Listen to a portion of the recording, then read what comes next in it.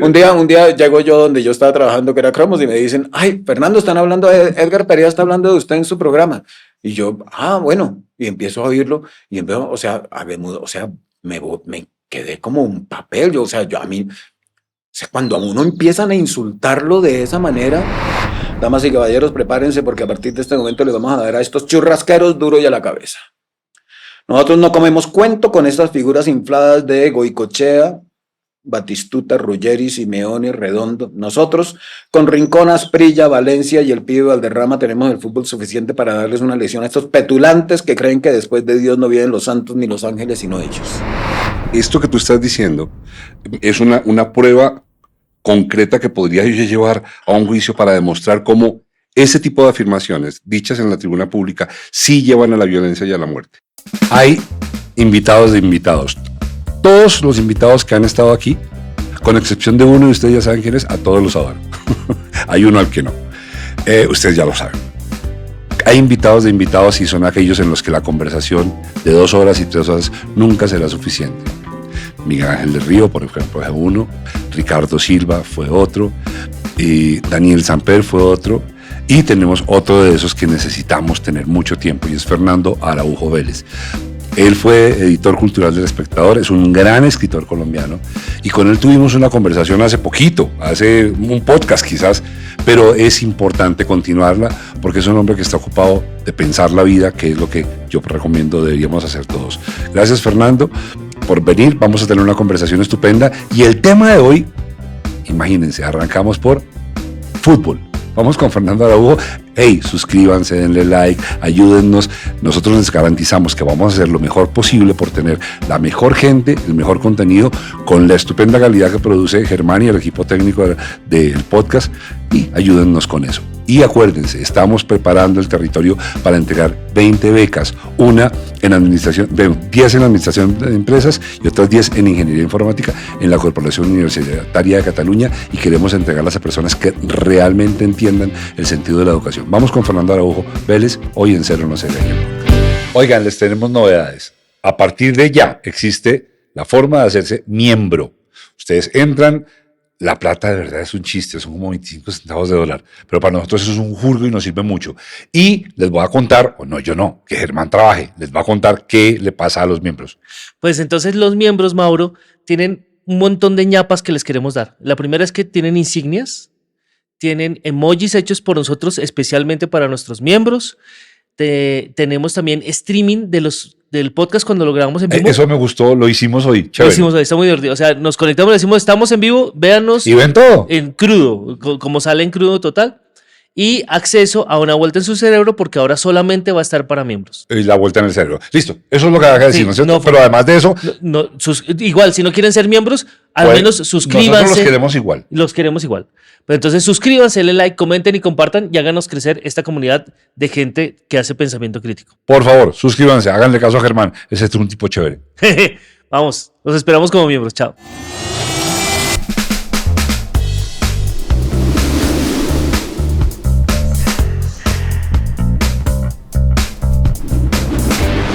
Cero No Sé.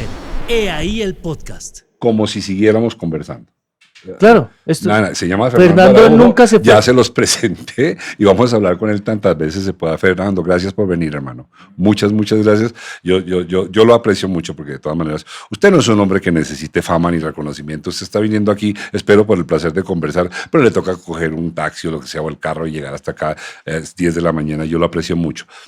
Voy a hacer rápidamente las tareas de metodología que hay que hacer. La primera, Gerard, le quiero decir una cosa. Dígame. Mientras usted estuvo en su viaje, que me alegra mucho que lo haya tenido, y que fuimos muy felices de que estuviera, estoy siendo en serio, yo oí muchos podcasts de otras personas y otras cosas, y ¿sabe qué? Se me olvidó decirle, oiga, de verdad la calidad de nuestro audio es muy buena. Y es que caí en cuenta que un podcast con mal audio es terrible. No importa qué tan interesante sea el personaje, el esfuerzo de oír lo que está diciendo lo hace. Si es interesante, se hace más doloroso porque uno siente que se está perdiendo cosas que quisiera oír. Claro. Entonces, mano, bien, si yo sé que usted ha jodido mucho y que yo a veces me le burlo, lo voy a seguir haciendo, pero... Es que si no, no me sentiría cómodo. Pero, ¿sabe? Con mi hija hicimos una prueba y tenemos un video que muestra que es más fácil en cualquier contenido audiovisual, es más fácil un contenido que tiene buen sonido y mala imagen, es más fácil oírlo completo que ponerse a ver algo que tiene mal sonido pero buena imagen. Puede tener una linda imagen, pero se le vuelve a usted paisaje y deja mirarlo. Es interesante, sí. Cosa que a los realizadores audiovisuales les da durísimo porque creen que el video es lo único que Ya no se importa. ponga bravo, Germán, tranquilo. No, es que tengo mi pelea con los realizadores Yo sé, audiovisuales. Germán, yo sé. Sí. Hoy, bueno, vamos a seguir con una conversación que ya está iniciada con Fernando Araujo.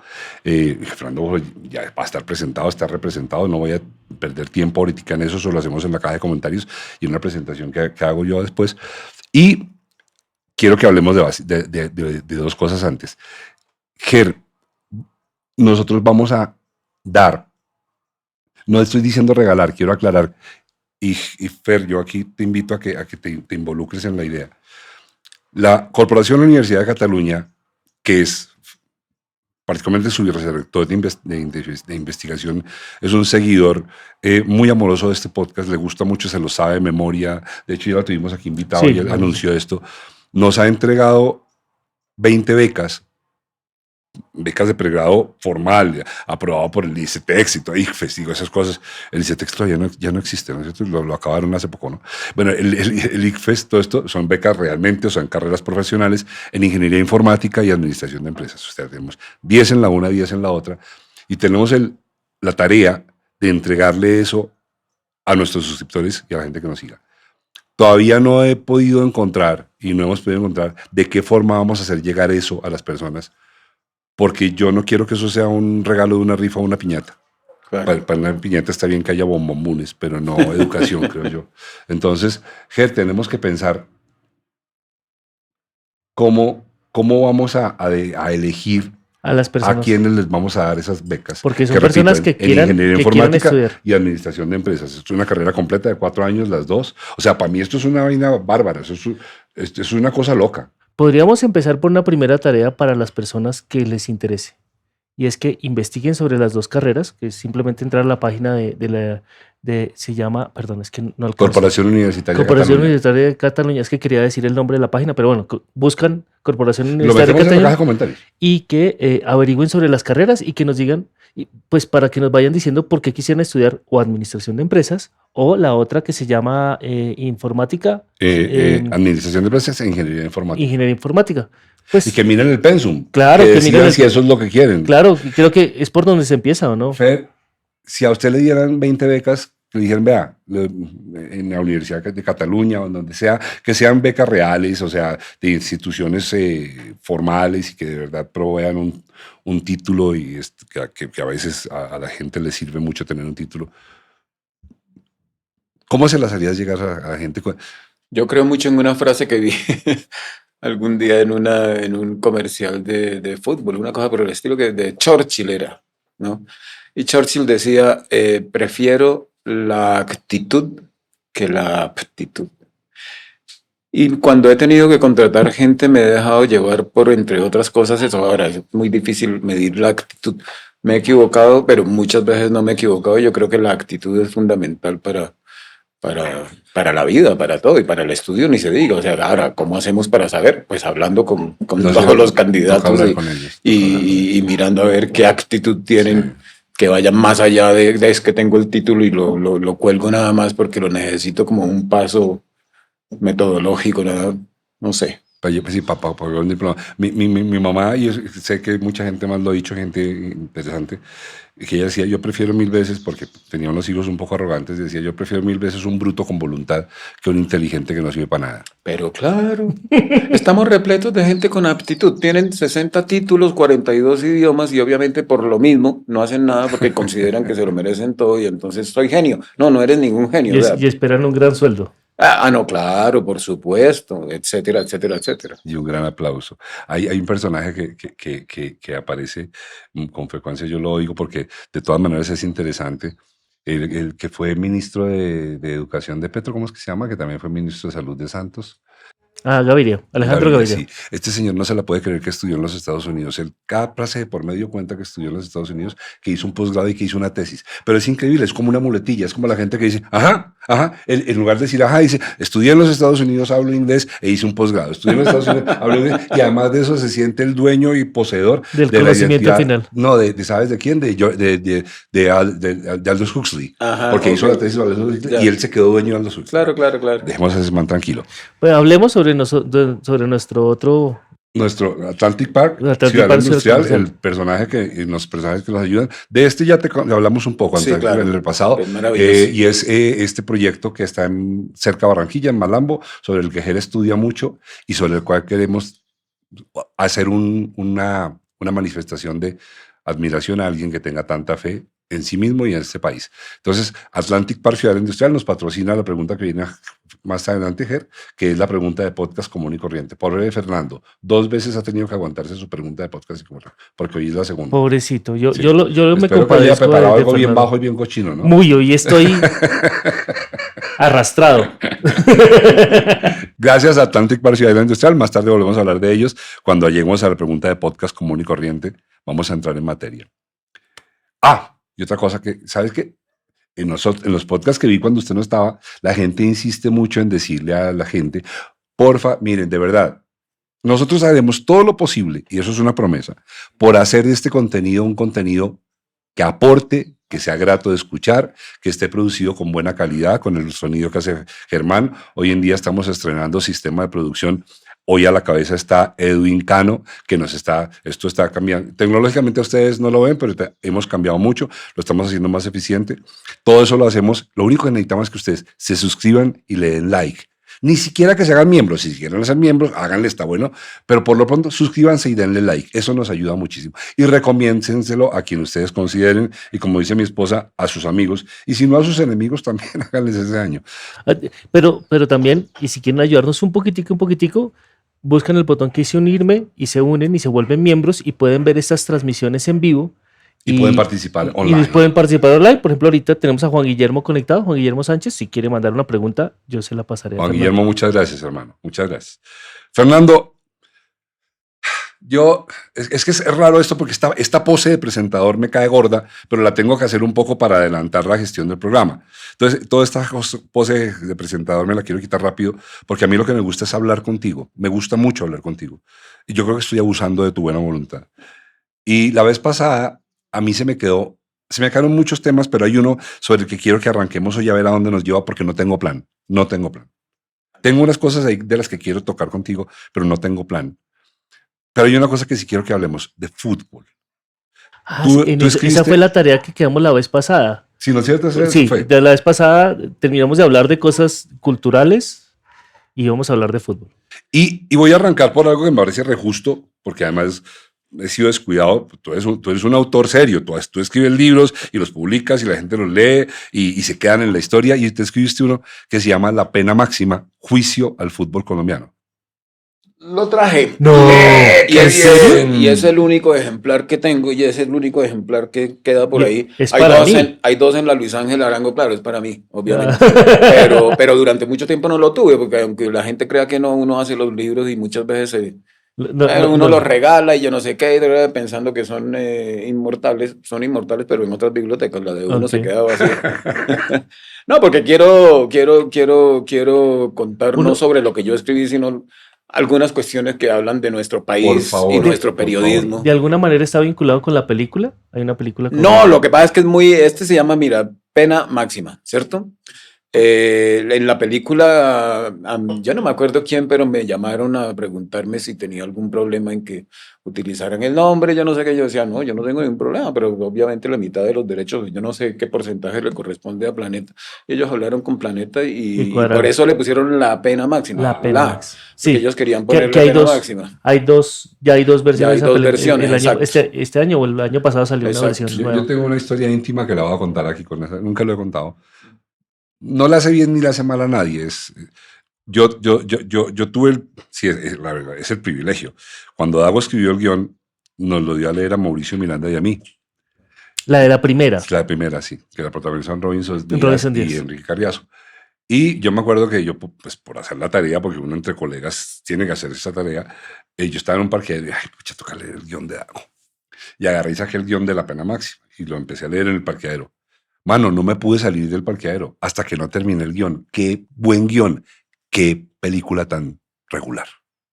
Y me llamó mucho la atención cómo un guión tan bueno se deteriora tanto en manos del mismo productor. Porque yo entiendo que un guión se daña cuando uno lo entrega y se lo entrega a gente que hace las cosas que hacen, como han hecho con mis guiones algunos.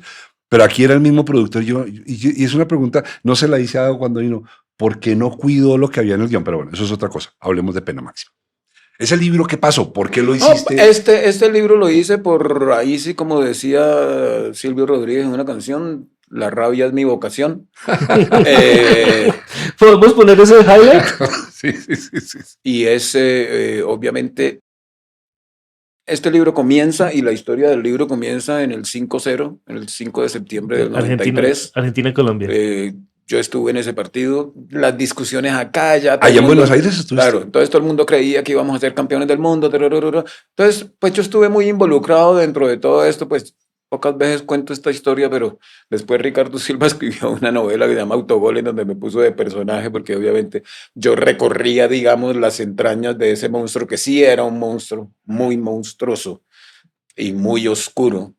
Y el camerino, el hotel, ¿verdad? Estamos hablando de Buenos Aires para empezar. Yo nunca había ido a Buenos Aires y siempre había querido ir porque gran parte de mi vida estaba marcado por una revista que se llama El Gráfico. El gráfico. Que Que ya hablamos de ella la vez pasada. ya no está en papel, pero bueno, no importa. Pero eso me marcó en todo sentido.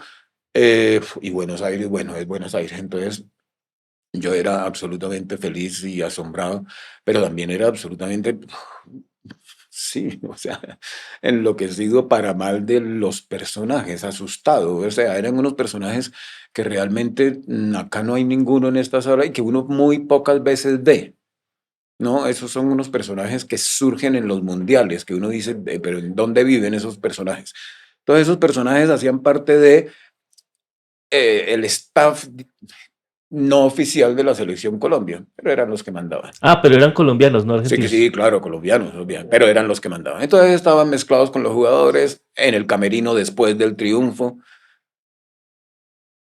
O sea, yo ahí constaté una cantidad de cuestiones eminentemente Me futboleras. haces por favor, hazme la figuración. El camerino, como quiera que sea un camerino, termina el partido y entra como una especie de enjambre de personas ajenas, pero muy apropiadas. ¿Es eso lo que me quieres decir? Más o menos, sí, ellos hacen parte, o sea, unos entran, no solamente todos al tiempo, pues van entrando, porque son los verdaderos dueños. ¿Son del los fútbol. dirigentes? Son los verdaderos dueños del fútbol. O sea, no tienen el título de dirigentes, entonces ya sabemos quiénes son. En ese camerino, Hernán Darío Gómez dijo una cuestión absolutamente cierta. A mí Hernán Darío Gómez me parece un gran técnico y un personaje maravilloso, pese a todo lo que ocurrió y a lo que sigue ocurriendo, pero es un personaje maravilloso. Y dijo en el camerino, le dijo a Maturana, le dijo, con eso empieza el libro, más o menos, le dice, Pacho, ahora sí nos jodimos porque vamos a tener que ganar el mundial. Y lo dice en el momento. Ahí en ¿no? ese lugar, ¿no? En el camerino, sí. ¿Verdad? Y obviamente, acá todo el mundo se montó en eso, pero claro, con el tiempo uno comprende que era conveniencia, era para hacer plata, el fútbol vende. Se dijeron todas las mentiras que se pueden decir en el fútbol durante todo ese tiempo hasta que empezó el Mundial. Y el Mundial termina, como sabemos, con la eliminación y el asesinato de Andrés Escobar. Como yo estuve presente en muchos de esos pasillos, por llamarlos, por fortuna sin que nadie supiera quién era. Eso es una de las cuestiones positivas de escribir, que, o sea, yo puedo estar en una conversación en un bar entre, yo qué sé, me tocaron muchas Bilardo, técnico de Argentina del 86 y su asistente, y yo sentado ahí tomándome un café oyendo, pero ellos no saben quién soy. Entonces yo voy tomando apuntes, ¿no? Pero usted estaba como periodista en ese lugar. Sí, claro, ¿no? En todos los lugares. Y fui al Mundial del 94 también como periodista y bla, bla, bla. Y ya después del asesinato de Andrés Escobar, o sea, dije, no, pues acá me mataron lo que más me gustaba a mí en la vida, que era el fútbol. O sea, yo soy un estúpido, ingenuo, iluso, todo esto es mentira, todo era absolutamente mentira y estaba guiado por una cantidad de cuestiones. Y me dio por escribir este libro, pues que obviamente desapareció de las librerías según Carlos Antonio Vélez porque lo compraron esos personajes y otros igual de oscuros en 3 días, pero obviamente eso se vendió a toda velocidad, nadie quiso reeditarlo. Me gané una cantidad de problemas, amenazas, etcétera. Ahorita les voy a leer una partecita de alguna cuestión que para mí es fundamental y que explica claramente cómo es el fútbol colombiano y cómo son los medios de comunicación colombianos. Entonces, este es el primer libro que habla de las relaciones del fútbol colombiano con el narcotráfico y de las relaciones del periodismo con el narcotráfico en el fútbol. Fernando, así nos tome 3 horas o el tiempo que necesitemos, yo quiero desarrollar esto con cuidado. No es un tema a chulear, es un tema a desarrollar. Me regalas, digamos, la visualización de un ejemplo. Llegó fulano, o sea, ¿cómo empezaste a tú darte cuenta de cómo se urdía toda esa red invisible que me imagino aparentemente es invisible, pero es tan red que sea, supongo, estoy suponiendo, pero cuéntame, grafícame, piensa que soy visual y cuéntame, llegó alguien y le dijo que tienes algo así parecido en la memoria donde ya has dicho, aquí hubo una jugada rara, aquí, si quieres omite nombres, pero cuéntame la escena. Es que lo que pasa es que mi indignación por ingenuo empezó con lo futbolístico. O sea, yo decía, y más o menos lo voy plasmando ahí también en lo futbolístico, y en lo futbolístico incluyo la parte administrativa y la parte de logística, así como ustedes con las cámaras y con la edición y todo lo demás. Eh, a mí me llamaba la atención, uno, que entraran personajes que no tenían nada que ver con el fútbol ni con el periodismo al camerino, por ejemplo. Dos, luego en el Mundial, que Colombia se hubiera concentrado en un hotel céntrico de Los Ángeles,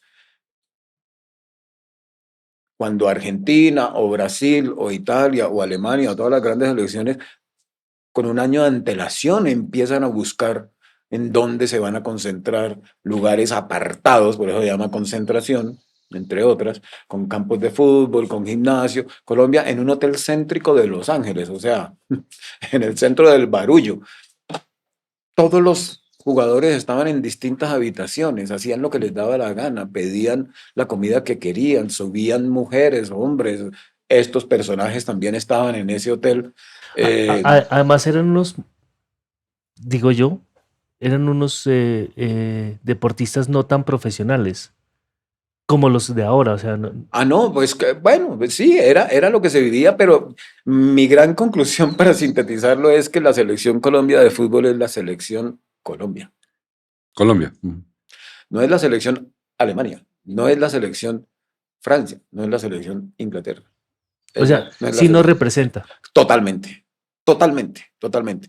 Entonces todo ese desorden dentro de lo futbolístico a mí fue lo que... Luego en los entrenamientos, ¿qué ocurría? Había tres grupos claros. Tres grupos de jugadores, lo cual está muy bien, somos humanos, todo es humano, demasiado humano, como decía el filósofo, ¿cierto? Ya el problema es cuando esos grupos se enfrentan entre sí realmente a trompadas, a insulto en frente de todo el mundo, y en el juego eso se representa. Entonces yo por lo menos vi y sí puedo invitar a la gente a que vuelva a ver el partido si tiene manera de Colombia contra Rumania y sobre todo Colombia contra Estados Unidos y se va a dar cuenta de unos comportamientos muy sospechosos. Por ejemplo, el capitán de Colombia insultando a todos los compañeros en frente de todo el mundo. O sea, eso es un código lógico de yo no insulto a un compañero en frente de todo el mundo. Y hay muchas anécdotas muy lindas con respecto a todo esto. Digo, con respecto a los compañeros, ¿no? De otros jugadores y de otras latitudes. Entonces eso eminentemente futbolístico me llevó a investigar y empezar a escribir y trurur. Increíblemente, porque esto parece una película, no, a mí me empezaron a llegar una cantidad de sobres de esos de Manila llenos de documentos por debajo de la puerta, ¿cierto? De personajes, ¿quiénes? Personajes anónimos. ¿Qué había ahí? Una cantidad de documentos y de historias y de fotografías sobre estos personajes oscuros y todo lo demás. Entonces, claro, yo quería hablar de fútbol, yo quería escribir de fútbol. Es más, yo quería en este libro escribir. Cuando el libro salió, nadie habló de lo escritural, que era lo que más me interesaba a mí. Hablaban, claro, es una bomba impresionante, hoy me doy cuenta. O sea, como es el primer libro que habla de las relaciones de todos los carteles con el fútbol y todo lo demás. Pablo Escobar, los Rodríguez Orejuela, cómo se fueron metiendo en el fútbol, cómo se infiltraron. Claro, era una bomba gigantesca. Entonces esto salió en todos los periódicos, revistas, noticieros, eso era un boom gigantesco en todas partes, me entrevistaban y todo, pero yo quería que hablaran de lo escritural, pero nadie habló de lo escritural.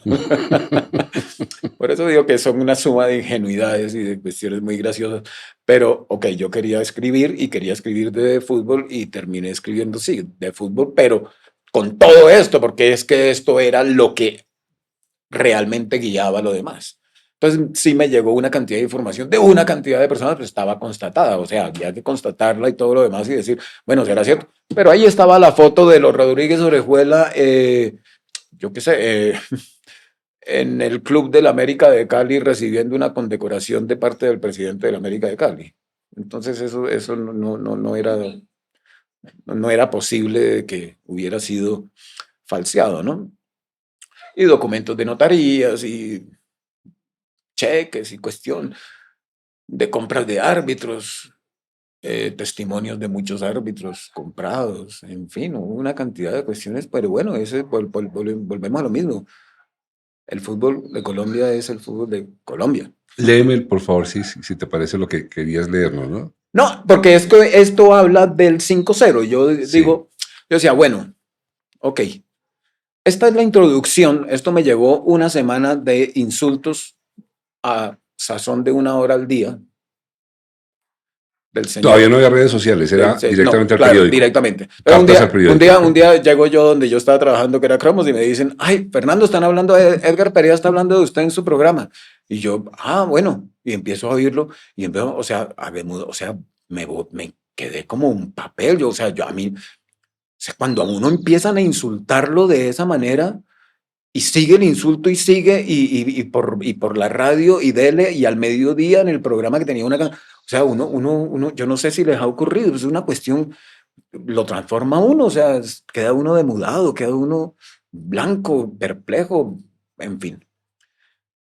El quid del asunto con Edgar Perea fue el siguiente, yo transcribí en el capítulo 4, aquí dice el pecado de los medios, entonces hablo de los medios de comunicación y su relación con los carteles.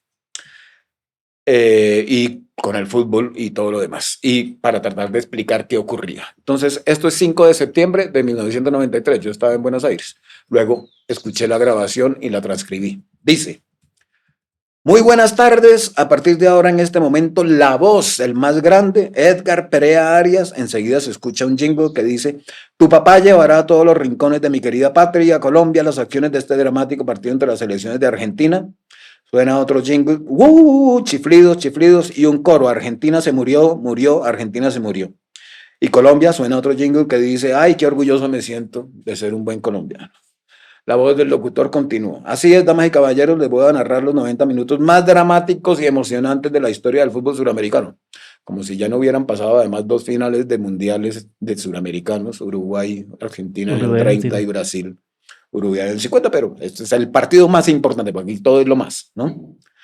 Un partido no apto para cardíacos. Si usted sufre del corazón, no oiga ni vea este partido, porque hoy los 11 varones, los 11 machos colombianos, les van a demostrar a estos mequetrefes, habladores de paja, bailadores de tangos y milongas, que la cumbia es un mejor ritmo y que del toque y dale nosotros sí sabemos. Este es, ya dije, no sé, el prólogo de su transmisión de ese partido. Eso es Edgar Perea hablando. Edgar Perea, claro, antes del partido, eso es que hacen una presentación y bla, bla, bla. Pero iba con toda. Hoy le vamos a tapar la tremenda bocaza a ese hablador que se llama Maradona. Y también le vamos a demostrar al mundo cómo es que se juega el fútbol, ese fútbol de calidad que solo sabe jugar el equipo de mi tierra.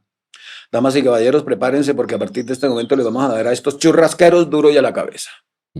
Nosotros no comemos cuento con estas figuras infladas de Goicochea, Batistuta, Ruggeri, Simeone, Redondo. Nosotros, con Rincón, Asprilla, Valencia y el pibe Valderrama, tenemos el fútbol suficiente para darles una lección a estos petulantes que creen que después de Dios no vienen los santos ni los ángeles, sino ellos. Pero hoy les vamos a demostrar aquí en su propio patio que Colombia tiene la mejor selección de fútbol del mundo. Así es, damas y caballeros, bienvenidos al espectáculo de su majestad, el gol. Esta es la introducción, repito. Ese día hubo 100 muertos. 100 muertos. El otro día en una charla, el otro día hace algunos años, yo hablaba de esto y una señora se me aproximó al final con un álbum con los nombres y las fotografías de por lo menos 80 de los 100 muertos. Estaban sus 2 hijos. Me dijo, Fernando, gracias por recordar esto porque obviamente en este país ya nadie lo recuerda. Aquí perecieron mis 2 hijos. ¿Por qué? Por este tipo de cuestiones. ¿Por qué? Por este tipo de cuestiones mezcladas con aguardiente. ¿Por qué? Por los medios de comunicación, por el odio, por el radicalismo, por el no pensamiento, por el no entender que el fútbol supuestamente es un juego. 100 muertos. Pero nadie habló de los 100 muertos. Cuando llegó la Selección Colombia, por supuesto, yo llegué en un avión media hora antes que la Selección Colombia y Bogotá estaba destruida.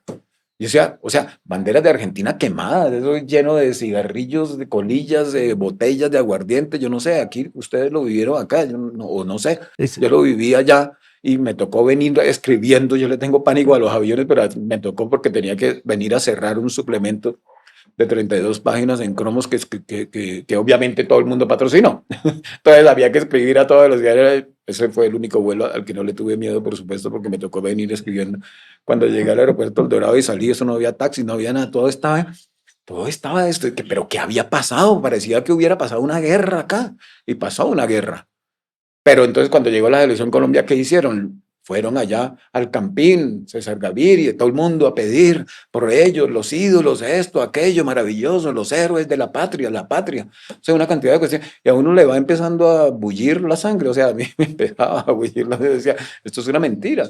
Después llegaron 22 partidos de preparación en 6 meses. 22 partidos. ¿Contra quiénes? Contra la tercera división de Panamá. Y claro, Colombia ganaba. Y todos los periódicos lo ponían en la primera página, todo era una mentira y la gente se convenció y la gente creía lo que dice el señor Edgar Pereira, que era la mejor selección del mundo.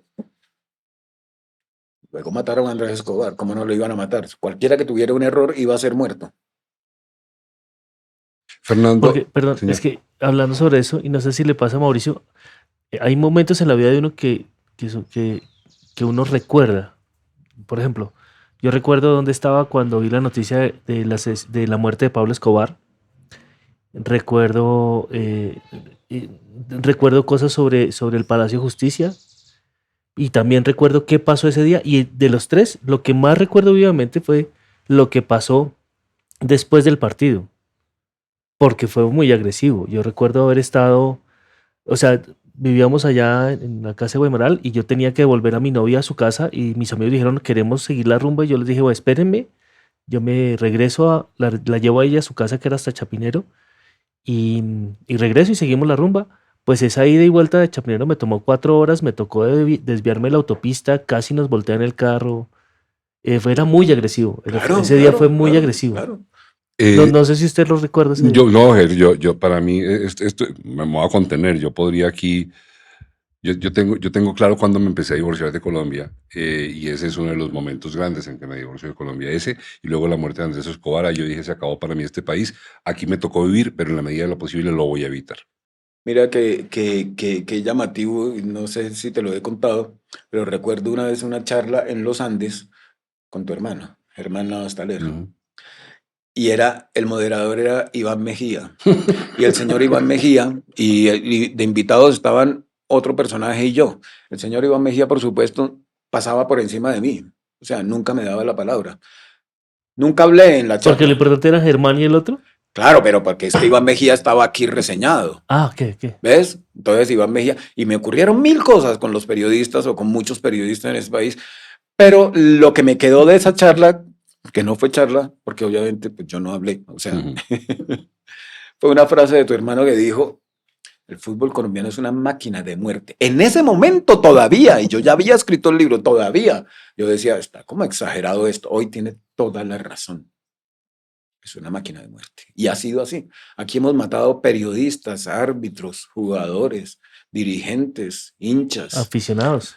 Voy a colgarle un mico del concepto técnico ese que hacen los proyectos de ley a esta conversación. Y es solo un mico. Lo que digo es un mico. No quiero que nos vayamos para allá. Y es que lo que acabas de leer, Fernando, no pude evitar asociarlo con el discurso incendiario del presidente de Colombia, haciendo lo mismo hacia lo que él llama los ricos, los blancos,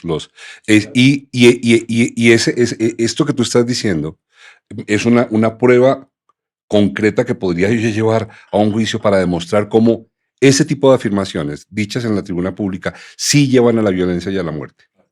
Y lo digo y lo quiero dejar dicho porque las cosas que están pasando en Colombia tienen mucho que ver con el discurso incendiario del presidente de la República. Dicho eso, seguimos.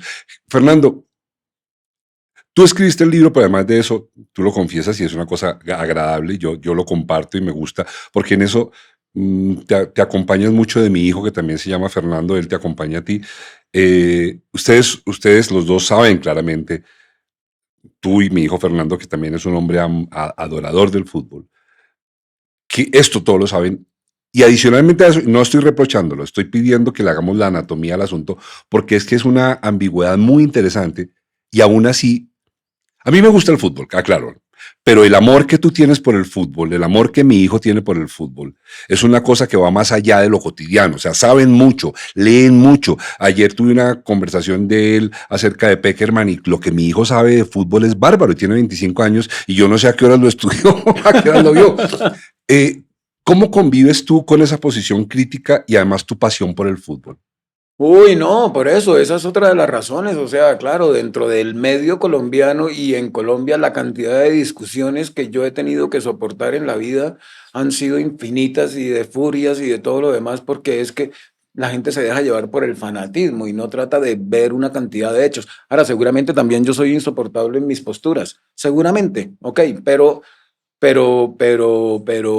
sí, no sé, el colombiano promedio está guiado por los medios de comunicación y los medios de comunicación son parte del show y han vivido dentro de esas turbias aguas durante mucho tiempo. Es que aquí se maneja mucha plata, mucha plata, mucha, mucha.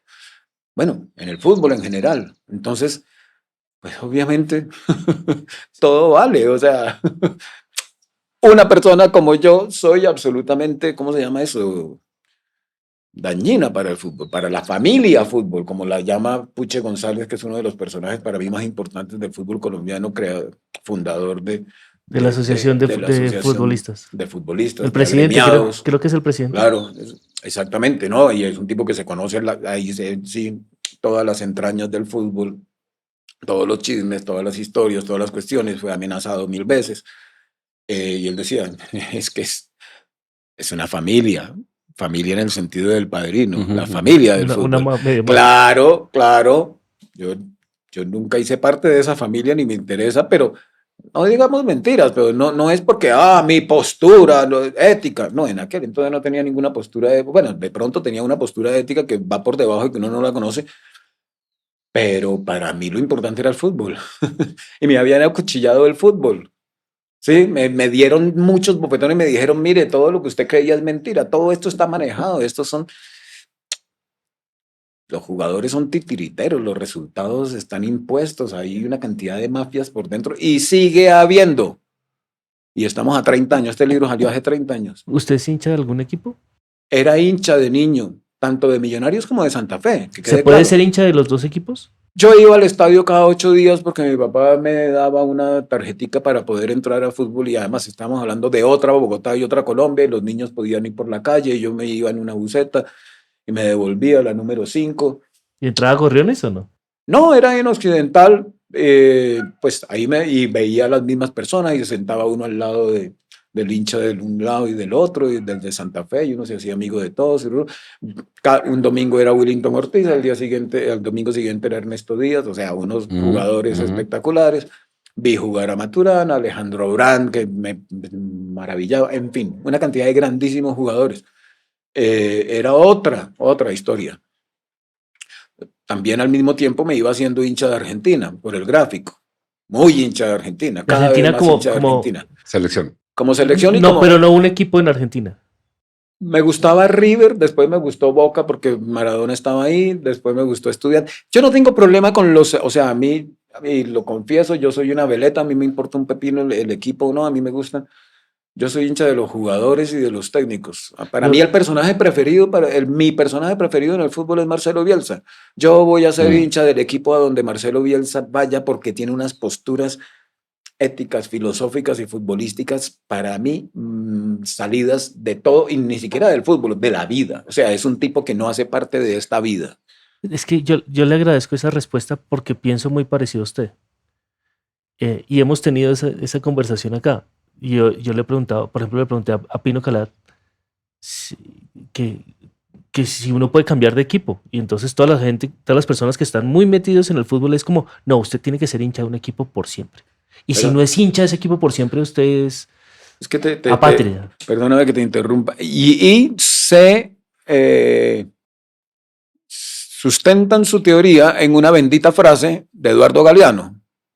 Entonces Eduardo Galeano, en un bendito libro, decidió poner por escrito, para que veamos la importancia de la palabra, decidió decir que uno podía cambiar de novia, de amante, de amigos, de ciudad, de papá, de mamá, o sea, podía cambiar menos de equipo de fútbol. Entonces eso es lo que le dicen a uno siempre, mire, es que esto es lo que decía, y entonces con eso el fútbol se enriquece, la familia fútbol, porque mire la frase de Eduardo Galeano, el gran intelectual uruguayo, ¿por qué no voy a poder cambiar de, pero qué es esto?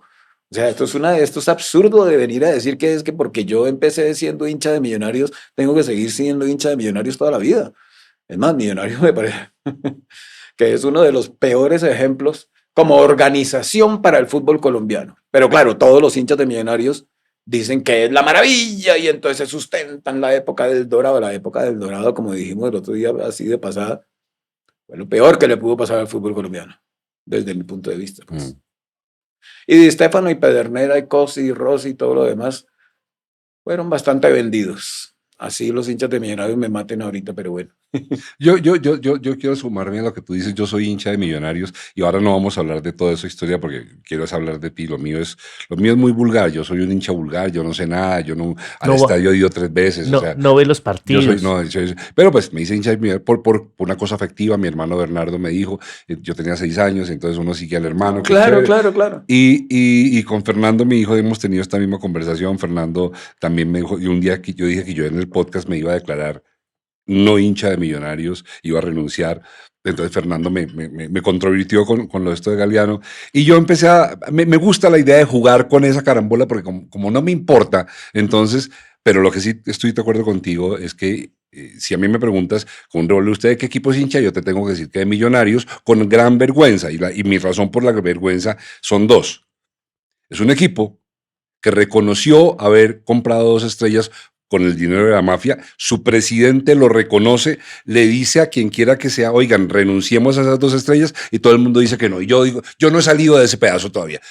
Me sigue patinando la vida. O sea, reconoces que se la robaron y se la robaron con sangre y plomo. No se la robaron por las buenas, se la robaron con sangre y plomo porque Rodríguez Gacha no trabajaba con persuasión. Era con sangre y plomo. Y como yo escribí la vida del tipo, yo oía a los amigos de Gacha contarme, sí, ahí compraban los árbitros. Todo está perfectamente documentado.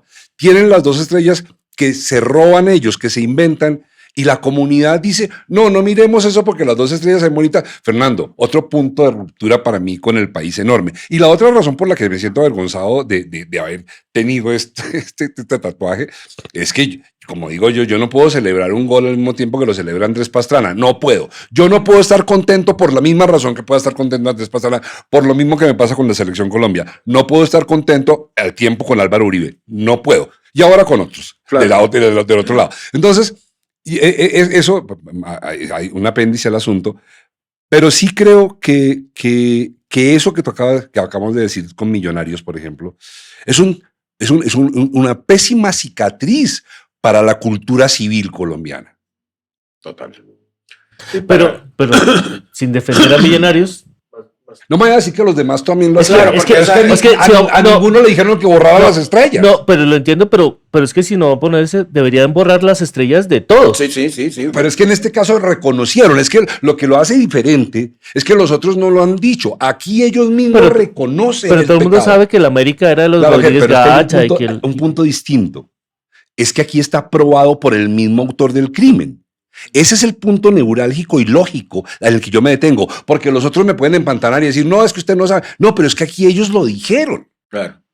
Es como si yo salgo a decir que yo violé a mi hija y luego me dicen, pero tranquilo, no importa que la niña quedó bien educada, mira lo bonita que está y ya es médica. No, mani, pero un momentico, pero es que yo dije. Claro. Ese es el punto neurálgico. ¿Tú qué opinas? No, estoy totalmente de acuerdo y de todas maneras, o sea, Yo siempre digo que nunca sentí el hecho de que yo tenga los ojos café no significa que los demás los tengan morados, los sigues teniendo cafés. O sea, toda una cantidad de otros equipos también hicieron lo mismo. El hecho de que Millonarios lo haya hecho no borra lo que hicieron ellos. Todos están inmersos en esto, pero sí, ahí sí hubo La aceptación. claro, una confesión y- que comenzaba a ser un acto de grandeza, hubiera sido todo un gesto, como decía una canción de Serrat, que todo el mundo que siguieran y dijeran, ok, sí, oficialmente borrémonos. Eso. Hay una cantidad de hechos que podrían ser muy bonitos, que son realmente gestos o actos de protesta, entre comillas, por las situaciones que no tenemos la grandeza para hacer. Ese es uno. O sea, borrar esas estrellas, por poner un ejemplo. Pero siguiendo esa idea, habría que borrar estrellas de equipos de selecciones nacionales que han ganado el Mundial de formas extrañas. Argentina, por Por eso, ejemplo. pero es que lo que pasa es que hay dos cuestiones acá. Una cuestión es lo que dice y el rumor, que es cierto, puede ser. Italia ganó los mundiales de 34 y 38 bajo la égida del señor De Mussolini, con mil Mussolini. historias que son fascinantes como historias, pero que son tenebrosas. Y, y, Lo de y Argentina en el el 78, 78. lo del otro, en fin, cada mundial tiene sus historias, obviamente, porque aquí se manejan muchos intereses, pero compruébalo. Hay que Claro, comprobarlo, ¿no? claro. Porque es que estamos en un mundo supuestamente de derecho y de ley.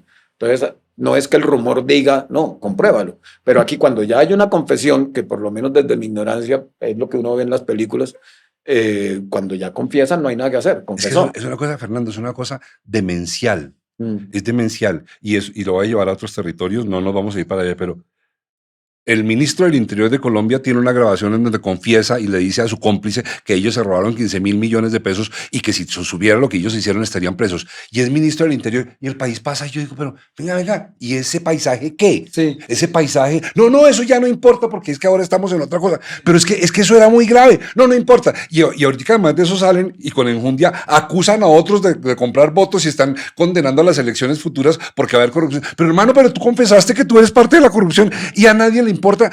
Fernando, claro. usted estuvo en el Espectador mucho tiempo, usted conoce mucho más del contacto de la vida colombiana. ¿Cómo hacemos eso? ¿Cómo logramos generarnos esas amnesias convenientes y no ver la infamia y la atrocidad y seguir derecho como si no hubiera pasado nada a otra infamia? Porque cambiamos de infamia.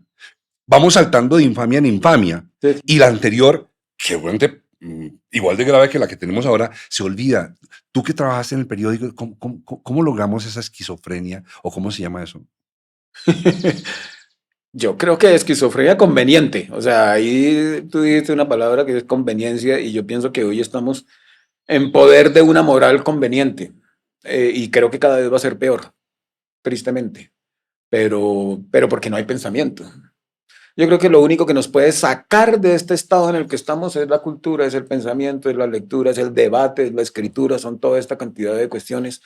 Es el cine, o sea, comprender qué es lo que ha ocurrido, por qué ha ocurrido, no seguir diciéndonos mentiras. Nos encanta decirnos mentiras con respecto al fútbol por un color, por una camiseta. O sea, no, digamos la verdad, porque lo que importa, voy a contar aquí una anécdota que aquí está más o menos contada y no está bien contada, después me enteré de muchas cosas. En el año 85, 83 u 85, no recuerdo bien, Heysel.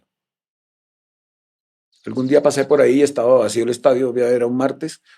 Qué frío el que uno siente al ver ese estadio. En ese estadio una cantidad de hinchas del Liverpool asesinaron a 23 hinchas de la Juventus. Pues no lo asesinaron con el revólver, pero por una avalancha y por los desmanes murieron 23 hinchas de la Juventus de Italia. La primera ministra de Inglaterra era Margaret Thatcher. Lo primero que hizo fue: queda terminantemente prohibido que cualquier equipo inglés, y la selección también, juegue cualquier torneo durante 5 años. Y empezaron las investigaciones, obviamente, sobre quiénes eran esos hinchas, y empezaron a refundar el fútbol inglés, refundar el fútbol inglés. Entonces se reunieron profesores, dirigentes, periodistas, jugadores, directores técnicos, empresarios, todo lo demás. ¿Cómo refundamos el fútbol inglés? Para hacerla corta, ¿Qué año es esto, perdón? 80 y pico. De ahí surgió la Premier League, porque ellos decidieron cambiar. ¿Por qué? Por los muertos que hubo en Heysel. Fuera de eso, porque además no hablaron nunca de resultados. Y que conste que para hablar de mundiales, el Mundial del 66, la final, pues obviamente está también bajo sospecha la que ganó Inglaterra. La que ganó Inglaterra Como por el todo, gol. por el gol y por muchas cosas de árbitros y en fin, muchos, que puede ser cierto o no. Bueno, pero más allá de esto, nunca hablaron de resultados los ingleses. Hablaron de no podemos repetir esta barbarie que ocurrió en Heysel. No podemos seguir permitiendo esta invasión de lo que llamaban hooligans. Tenemos que cortar esto. ¿Cómo lo cortamos? Ok, empecemos a sacrificarnos nosotros, vamos a dejar de competir, vamos a hacer un mea culpa, vamos a empezar de cero, vamos a empezar, incluso una de las discusiones más lindas era cómo estamos jugando. Horrible. ¿Por qué? Porque el arquero siempre está, o sea, porque todo el mundo juega aéreo, para afuera, para arriba, como juega Colombia ahora, con el perdón de los hinchas de Colombia, al centro. Inglaterra jugaba al centro, todo el tiempo jugaba a tirar centros. Los directores técnicos que se reunieron y los jugadores y los periodistas, pero podemos cambiar, ¿cierto? Entonces empezaron y ahí tuvieron que ver, estoy seguro, Bielsa, Guardiola, todos estos tipos, aunque no estuvieran dentro de la Premier, pero hubo una... Cruyff, personaje fundamental dentro de la historia del fútbol. Una cantidad de personajes así no estuvieran en la Premier League, pero había que oír a todo el mundo. Refundaron el fútbol. Y estamos hablando del fútbol inglés, que era el que había creado la organización del fútbol en 1800 y tantos, por mil razones que vienen, que es otra historia. Y lo refundaron. Crearon la Premier League, que es la liga más maravillosa y linda. Es la más divertida de ver. La más divertida, pero fíjate tú cómo son los uniformes, la historia del campo, las graderías, el parqueadero, la cafetería, todo es impecable. De todo eso se habló, pero refundaron, tomaron la decisión. La derrota, sí, perder es ganar, como dijo el sabio Maturana, y la gente se burló, pero tiene toda la razón. Los ingleses perdieron, pero terminaron ganando. ¿Por qué? Porque se dieron cuenta de una cantidad de cosas. Hay una frase de un político colombiano de cuyo nombre no me quiero acordar, en que dijo recientemente cuando los colombianos nos quitaron la visa para entrar, el derecho de entrar a Inglaterra sin visa, que era que los ingleses se sentían superiores. Sí, yo creo que el señor tiene razón, se sienten superiores porque hacen cosas como la siguiente. Por la misma época, en la misma Navidad, porque eso fue una Navidad, en la que Millonarios dijo que no borraba sus estrellas, al mismo tiempo en Inglaterra, yo estaba allá. Estaba sucediendo, había un escándalo mediático pequeñito, porque se había muerto una especie de Pacheco de la BBC, un Pacheco con J. Mario, un hombre el nombre no lo recuerdo ahora, pero era una figurota de la BBC. Y al tipo, poco antes de morir, lo denunciaron por abuso de menores. Él abusaba de niñas que llegaban con el ánimo de ser estrellas y el tipo abusaba de ellas. El tipo muere, el juicio sigue y lo condenan. Lo encuentran culpable. Y la familia, esto sucede al mismo tiempo que Millonarios no borra sus estrellas. La familia yo vi los titulares en la prensa inglesa, pidió que blanquearan la tumba de su pariente, porque su pariente no merecía estar en la memoria. ¡Wow! Bueno, esas son las cuestiones que ocurren en otras civilizaciones, por llamarlas de alguna manera, que aquí no. Fer, pero te voy a hacer un pase y te voy a hacer un cambio de tercio. Esto es sugerido por Laura Camila, que me dijo, ya que vas a volver a hablar con Fernando, pregúntale por la monarquía. Es que, bueno, ya nos vimos en Inglaterra, y ella me dijo, pregunta, y yo no le dije por qué. Yo no pregunté a nadie por qué. Yo quiero que me hables Mauro, ahora de la monarquía. Antes de cambiar de tema, Sí. Nuestro amigo suscriptor. Nuestro amigo suscriptor, Fernando Navas. No se resistió a hablar. No se resistió a hablar. ¿Qué se viene? Le pregúntale a Fernando sobre qué hacer con los clubes Estado como el City, el Newcastle o el PSG. Los que son manejados por un Estado. El PSG es de Qatar, ¿no? ¿Entiendo? Sí.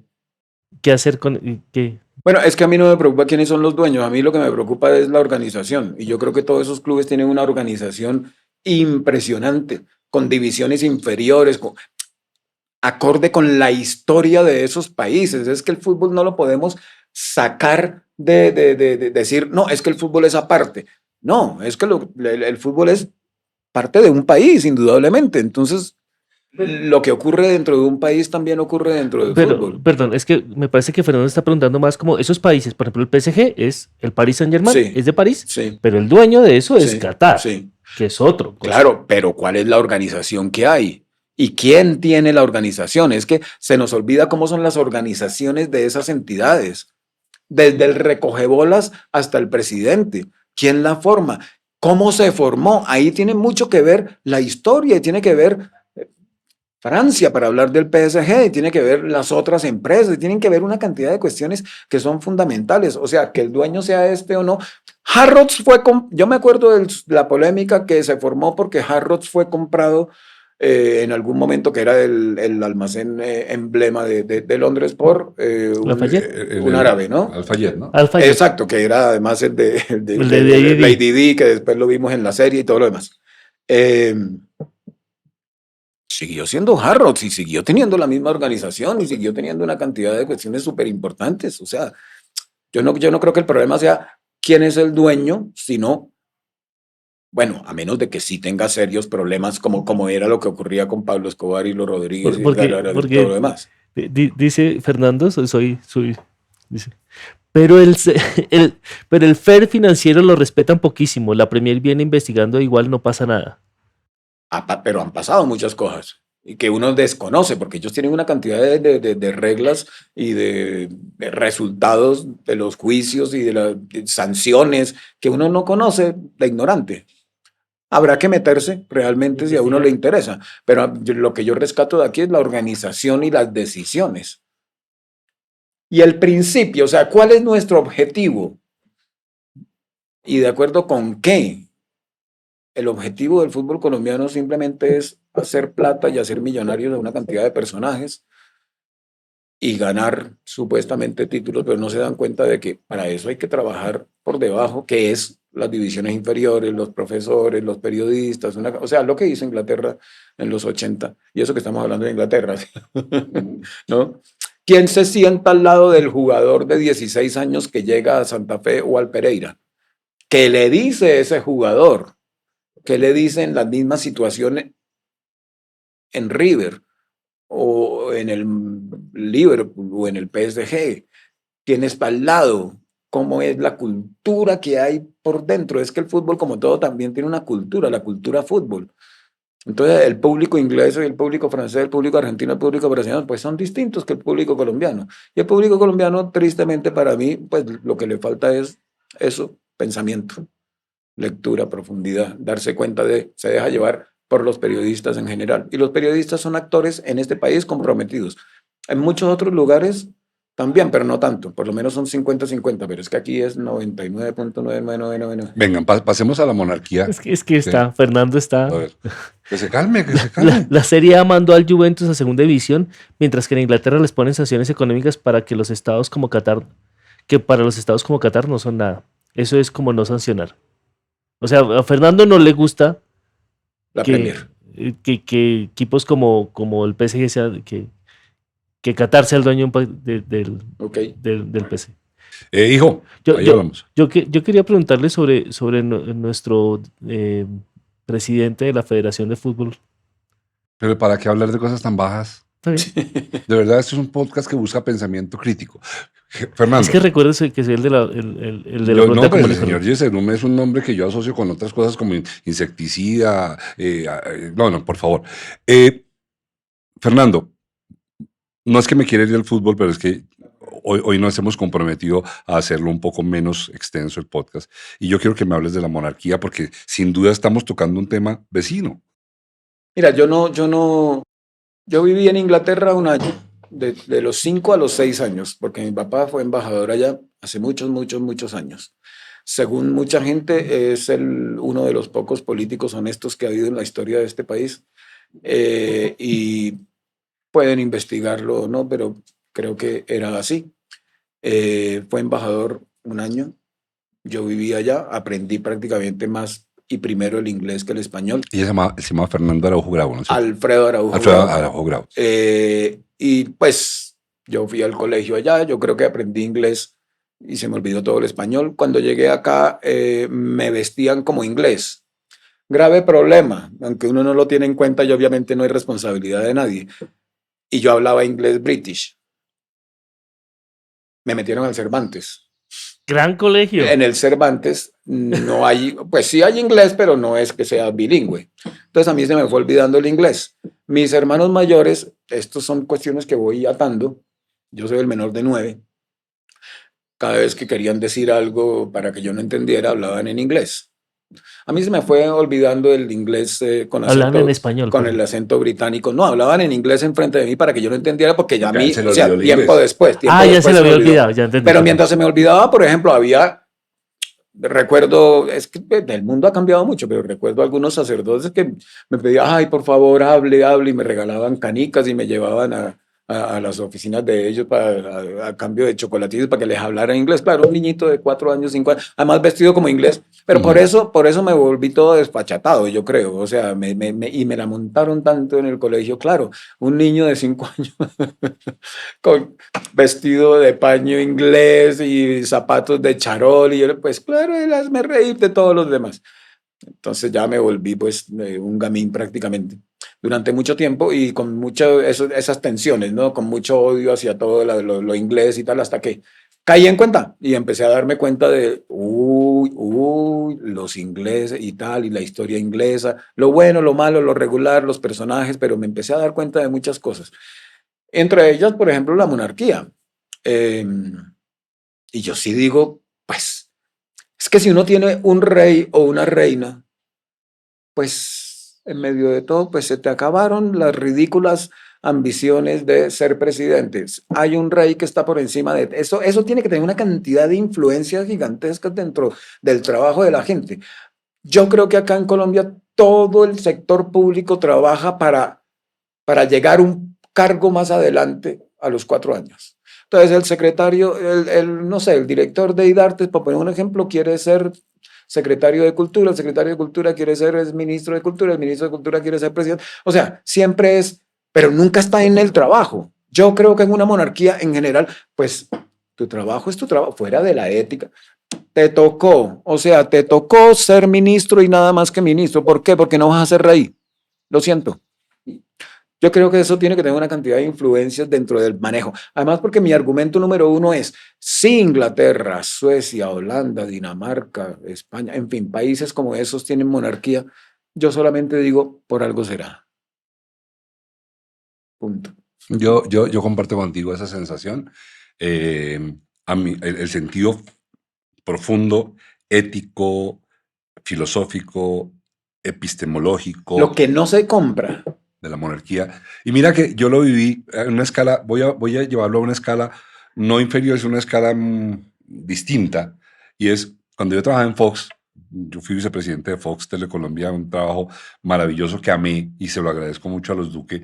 Se equivocaron nombrando, yo, ¿a quién se le ocurre nombrarme a mí vicepresidente de algo? Pero fui vicepresidente de ellos 3 años que fueron maravillosos. Y en Fox había una cosa que, mira, yo no lo había pensado nunca y tú me la estás haciendo caer en cuenta. Samuel Duque Rosso, fundador y dueño de Fox, es y fue fundador y dueño de Fox.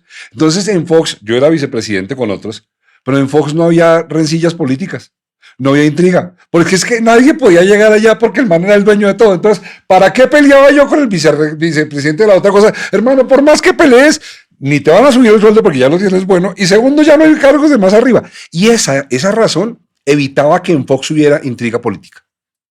No había esto que hay en las empresas de el codazo para ascender, porque no había para dónde ascender, porque el dueño ya era el dueño. Y mira que yo nunca lo había pensado, y a mí de la monarquía me gustan cosas, pues, las monarquías reales, no digo, mañana no se les va a ocurrir poner un rey aquí, sale mal esa cosa. No, las monarquías reales tienen una cosa que además quiero que tú me digas cómo la desglosas y cómo la ves. Hay una cosa estética. Bellísima. Pero es que ahí, y yo me imagino que ustedes vieron que a mí me encantó esa serie que se llama Downton Abbey, y ahí comprendí muchas cosas y comprendí, esa gente tiene ese amor por lo estético y por la manera de comer y por las formas y por todo lo demás. fundamentalmente, en alto porcentaje imposible de medir, pero yo sí creo que fundamentalmente es por respeto al otro. Entonces esa gente es elegante, puesta, impecable, come bien, qué conversaciones tienen en la cena. Para ellos todo eso son unos rituales de respeto hacia el otro. La puntualidad, o sea, una cantidad de valores que son muy lindos, pero que decidimos empezar a destrozarlos. ¿No? ¿Por qué? Porque es que ciertos personajes se volvieron los dueños de, no sé, la honestidad, la puntualidad, la sinceridad, la lealtad. No, esos no son personajes, esos no son valores de partidos, de tendencias políticas, esos son valores humanos que se necesitan para tener una convivencia, indudablemente. Y claro, las monarquías están repletas de todo eso. Siempre va a haber una cantidad de personas que los critican y que la plata y que esto y que aquello. Bueno, por algo todavía se mantienen. Han hecho 50.000 millones de, ¿cómo se llama?, de plebiscitos y de encuestas y de esto, tanto en Inglaterra como en Dinamarca, como en Suecia, como en Holanda, como en todos esos Y hasta países. España también. Claro, y los mantienen. ¿Por qué? Pues porque es que ya es una cuestión fundamental para la manera de ser de los ciudadanos de esos países. Y con el perdón de los colombianos, pues no podemos discutir que la calidad de vida en esos países es un poco superior.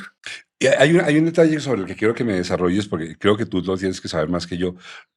La Gran Bretaña no tiene constitución, por ejemplo. No hay un libro de constitución. Ah, bueno. Y se cohesionan alrededor de un intangible que es el concepto de la monarquía. Eso es así, ¿no es cierto? Tengo entendido que es así, pero imagínate el respeto y los valores que tienen todas las personas que están dentro del trabajo político, por llamarlo de alguna manera. Además, porque otro punto, mientras tú estabas hablando, que yo decía, ¿cuánta plata? Sería todo un gesto que alguien hiciera una gran investigación periodística, y es sencillamente cuánto nos gastamos en lo que llamamos democracia.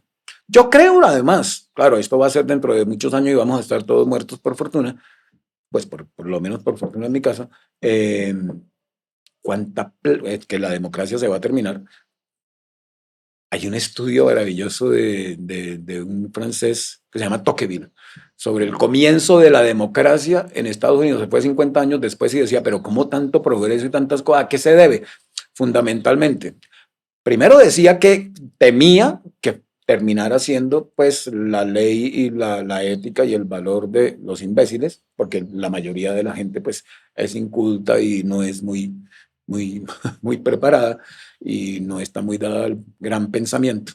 Ese miedo tenía, y cuando le preguntaron cuál era el motivo por el cual consideraba que Estados Unidos había progresado tanto en tan poquito tiempo, o sea, obviamente se independizaron en el 76 y estamos hablando de 1830, 1840, y dijo, las mujeres.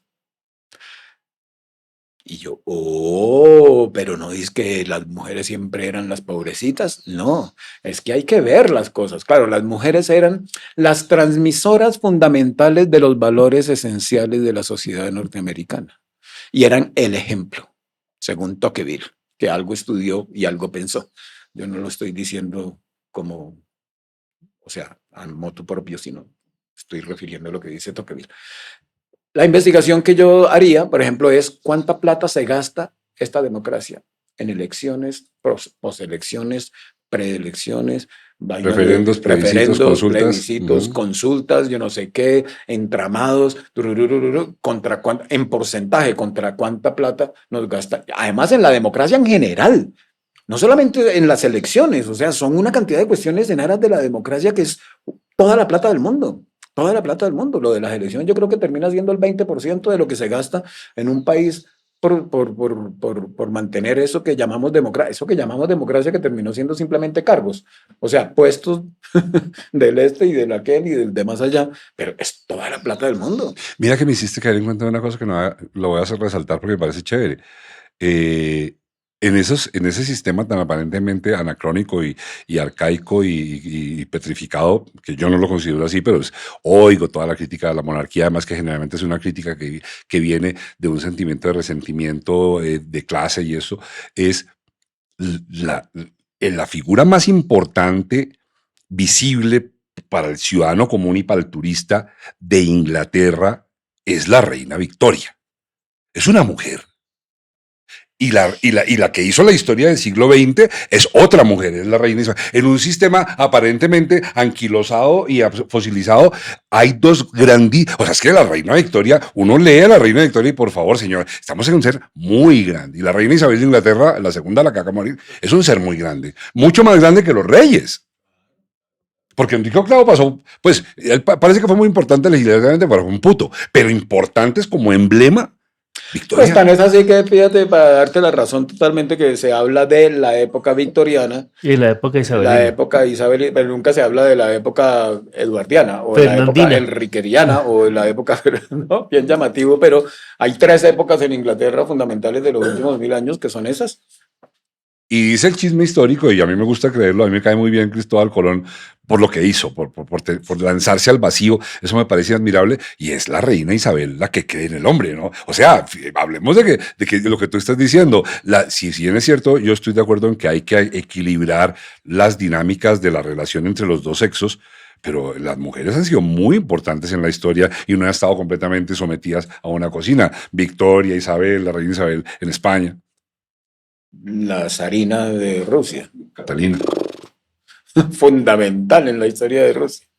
Fernando, yo sé que te tienes que ir, no porque quieras, yo no quiero que te vayas. Me toca. Entonces voy a donde Germán trabajar para sacarnos de aquí.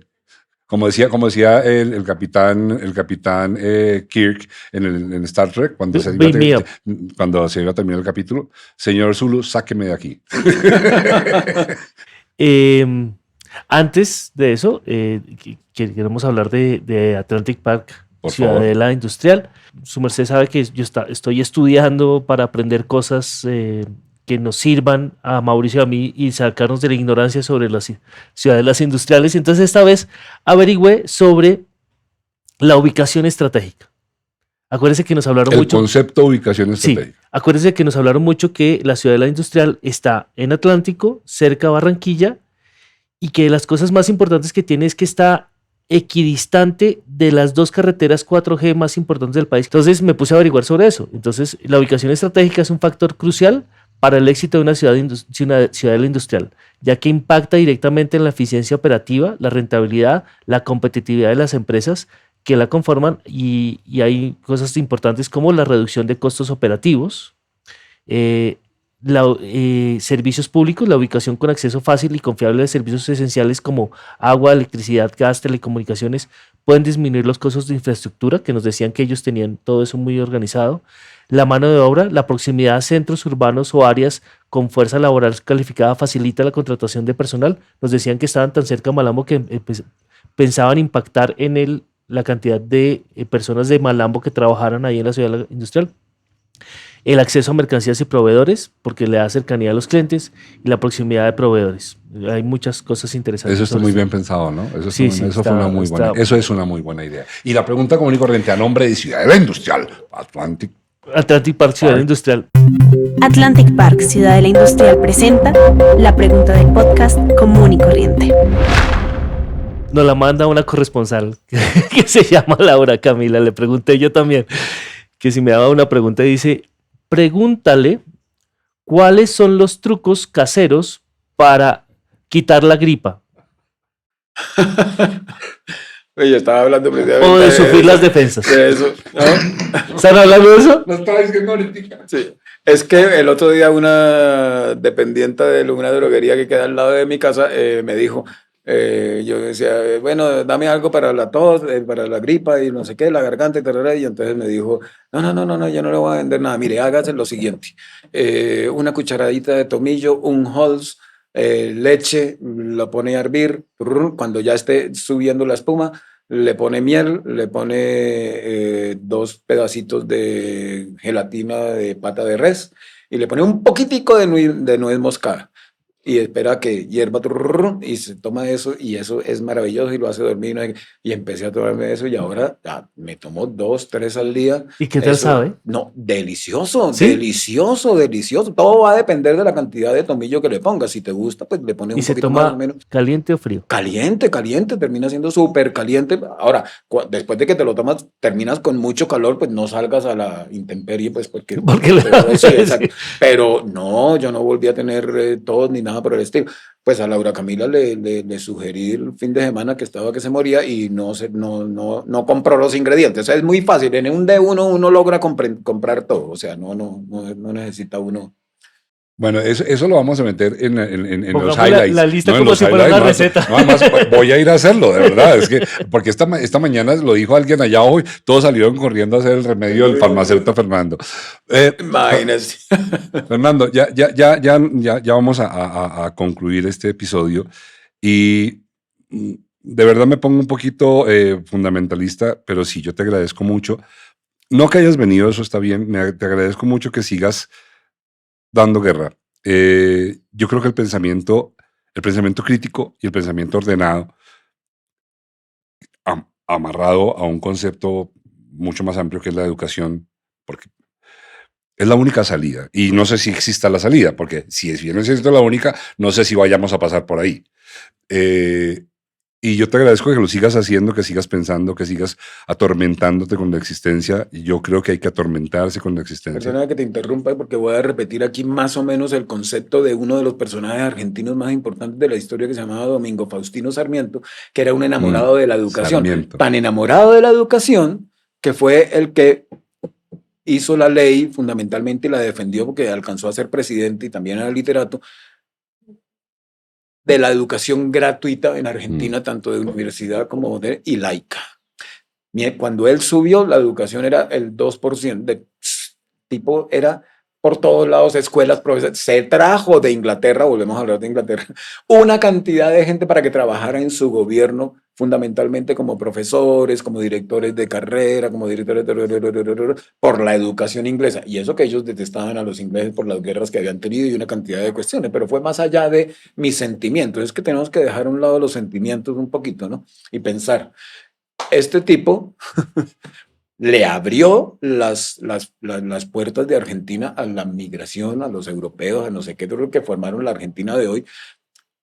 Él decía, es que detrás de un ministro o de un escritor o de un alfarero o de un lo que sea, siempre hay educación. Y para que sea mejor siempre, tiene que haber más educación. En las aulas está todo. Todo. Si queremos erradicar cualquier problema, todo es con educación.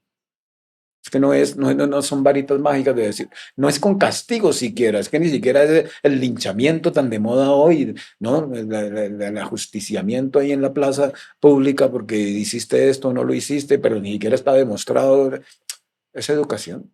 Y una educación, me sumo a ti, agrego, una educación que conciba un elemento que se le ha dejado a la naturaleza o al azar, y es que, fulanito de tal es muy inteligente. Y ese concepto me parece absolutamente despreciable. No, la gente aprende a pensar o no aprende a pensar. Y a la gente nos pueden enseñar a pensar. A uno le pueden enseñar a pensar, y la verdadera educación se debería enfocar en enseñar a pensar. Y sí, y una persona no es más o menos inteligente, es más o menos pensante, de acuerdo al entrenamiento que se le haya dado en pensamiento. ¿Tú piensas? A mí, o sea, una de las personas más inteligentes que he conocido era una mujer argentina y me dijo, Fer, yo decidí ser inteligente a los 12 años. Ahí se resume todo. Yo decido ser inteligente, decido trabajar en eso. No es, nació inteligente. Talento, hablando de fútbol. Todo lo que repetimos en cuanto a la palabra talento, y que quede claro que en las primeras crónicas que yo escribía de fútbol, porque obviamente no tenía claro lo que hoy tengo más o menos claro, yo escribía porque me parece una bonita palabra, talento y bla, bla, bla, tururú. Eso nos hace un daño terrible, creer que es que la genialidad, el talento nació así. No, se hace camino al andar, como decía Antonio Machado, indudablemente. O sea, hay que trabajar en la inteligencia, pero el primero que tiene que trabajar por eso la actitud más que la aptitud. Vamos a trabajar en ser inteligentes. Y para ser inteligentes, pues necesitamos tener herramientas para hacerlo. O sea, lectura, pensamiento, grandes conversaciones, como estas, películas, canciones. Hay inteligencia derramada por todas partes. Tomémosla. Tomemos de la gente, juntémonos con la gente. Hay una parte de la novela de Dostoyevsky, de los hermanos Karamazov, que me encantó, y es que el protagonista viene y cuenta que llegó un niño que era el más terrible del colegio o algo por el estilo, que le dijo, me senté ayer al lado de Sony, pero alguna cosa por el estilo, y me sentí tan tranquilo, tan inteligente y tan bien. Y entonces a este señor que es el protagonista, a Liosh, que una cosa por el estilo, le dice, así te vas a sentir cada vez que te juntes con personas así. Y yo, wow, claro, esto es, elijamos con quién estamos. Elijamos, no sentimientos, no es sentimientos. Es más, incluso yo voy más allá, no lo he logrado nunca ni lo voy a lograr, pero incluso juntémonos con quien no nos cae bien, pero que tiene algo para decirnos, tiene algo para que tomemos de esa persona. Eso sí es grandeza, que uno dice, wow. ¿No? Una de las personas, y quiero decir que el personaje me simpatiza mucho y quizás se lo oiga este podcast porque se volvió amigo de esta corriente. Un personaje muy controvertible y yo lo controvierto y de hecho aquí lo invitamos a controvertirlo. Y fue un placer hablar con él, Antonio Cancino. Y estoy totalmente opuesto a su forma de desarrollo, porque lo que hace Cancino, Cancino es un jugador brusco en la cancha, pero el tipo se las arregla para que lo que le piten no sea. O sea, él no hace un foul completo. El tipo hace una empujada ilegal, pero siempre se asegura de estar en la línea para que a él no lo saquen del concepto ético. Y ahí va, y a mí no me gusta lo que hace, no me gustan sus clientes. Aquí estuvo, y fue muy grato oírlo, ¿sabes? No estoy, y me ayudó a seguir estando en desacuerdo con él. Pero estoy en un desacuerdo que no me llena de odio, porque oí sus argumentos y son bien armados. Claro. No me gustan, pero son bien armados. Tomaste de él, pero es que para que uno tome de alguien, pues es que ese alguien tiene que tener algo. ¿Y qué es lo que se puede tener? Eso, argumento, lectura, pensamiento. Voy a aprovechar este momento que me da Mauricio para recordarles que se suscriban, le den like, lo comenten, lo compartan. Le agradecemos a Fernando por haber venido. Todas esas cosas de suscribirse, darle like, comentar, es solamente hacer un clic y compartir, solamente copiar y pegar, y cosa que nos sirve montones para hacer crecer esta unión de personas que tienen pensamiento crítico. Y también, si quieren ayudarnos siendo miembros, simplemente hagan clic en unirse y van a tener unos regalos especiales como poder ver estas transmisiones en vivo durante la grabación. También, si quieren patrocinarnos, mándenos un mensaje a ceronoserpauta@gmail.com y nos comunicaremos con ustedes. Eso tenía que decir, pero nuestro corresponsal en Venecia, ¿qué postura cree que deberíamos tomar quienes no creemos en los modelos de democracia actuales? ¿Deberíamos ser también parte del ejercicio electoral o nos mantenemos al margen? O sea, ¿los que no creen en la democracia deberían votar o no votar? A mí me parece fundamental un concepto y es, todo tiene su origen, sus causas y sus consecuencias, y nosotros somos partícipes de todo eso, y debemos serlo. Uno de los grandes descubrimientos para mí en la vida fue cambiar, ser consciente de que no todo estaba dado. Yo fui educado dentro de todo está dado, esto es así. Sí. Hay que ver, y volvemos al lenguaje, cómo nos hace de daño el es. Esto es. A mí me dijeron, el fútbol es así, la vida es así, el bien es así, el mal es así. Me llenaron de conceptos que son. Y luego vine a descubrir que todo se va construyendo, se hace camino al andar. Una cantidad de personas que están detrás.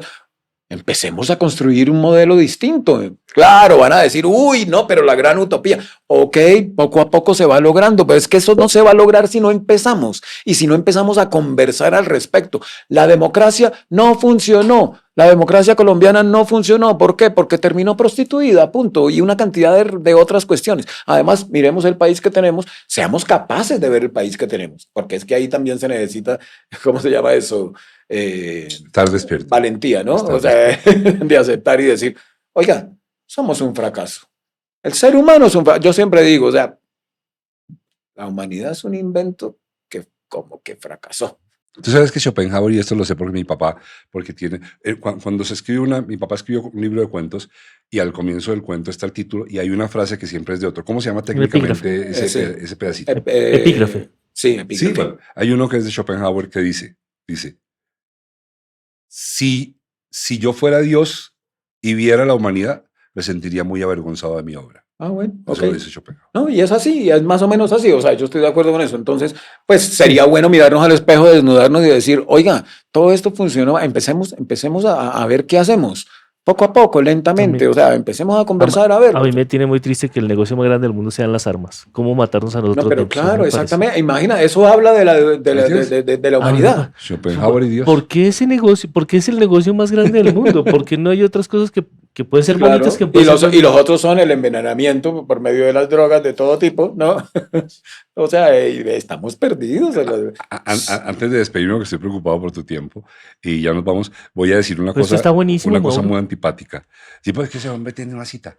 Es que Una cosa muy antipática, y es que pensando en eso, yo no lo había pensado así, Fernando. Me gusta mucho la idea, me gusta mucho. Mi hijo Fernando sí viene pensando en eso hace rato. Él viene pensando que hay que construir un nuevo modelo de organización política social, y me gusta mucho la idea, pero lo que tú estás diciendo me gusta también, y es, ok, empecemos a soñarlo.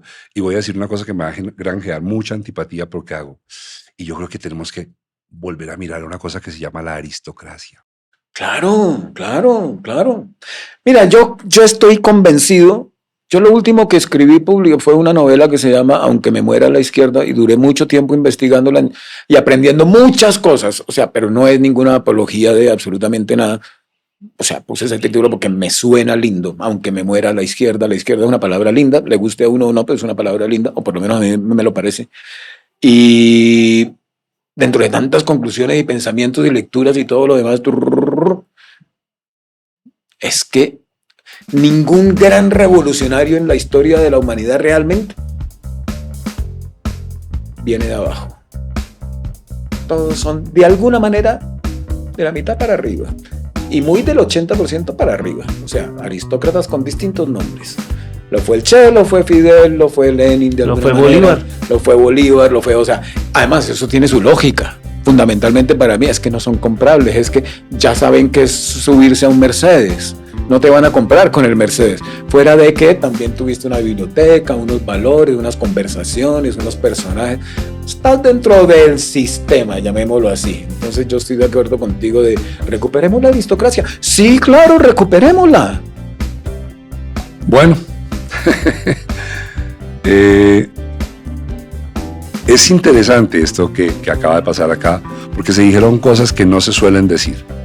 Cosas que seguramente generan inquietud, algunas de ellas rechazo, no lo dudo, pero sí, estoy convencido y le agradezco a Fernando que él lo haya dicho y sumarme a él.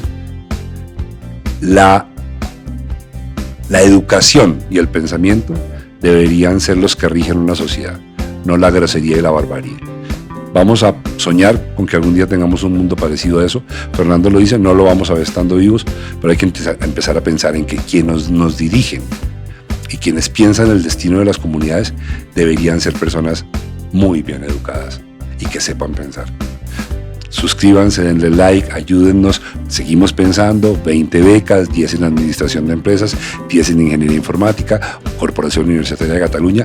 Somos los encargados de entregarle eso a 20 personas que estén convencidas del valor de la educación. Nos vemos, ser o no ser, y ahí el podcast. Antes de despedirnos del todo, nos interesa que sepas cuál es el equipo que trabaja en este podcast. En la presentación y dirección está Mauricio Navas Talero. En la producción de audio y locución, Germán Daniel León. Producción general, Evelyn Tamayo. Realizador audiovisual, Edwin Cano. Diseño de logo, Germán Daniel León III. Coordinadora de postproducción, Andrea López. Postproducción de video, Oscar David Rincón. Gestión digital en YouTube, Fernando Navas Civic. Arte visual, promos digitales, Manuela Puentes. Diseño gráfico de redes, Diego Guío Martínez. Música por el maestro Camilo Correal. Este es un contenido de Valencia Producciones. Si te gustó este podcast, danos like y suscríbete. Así te enterarás de los siguientes episodios. Y si no te gustó, mándaselo a tus enemigos. Igual nos sirve que nos escuchen. Muchas gracias. Chao. Este podcast se puede ver también en YouTube. Se puede escuchar por Spotify y todas las plataformas de podcast que existen y que lleguen a existir.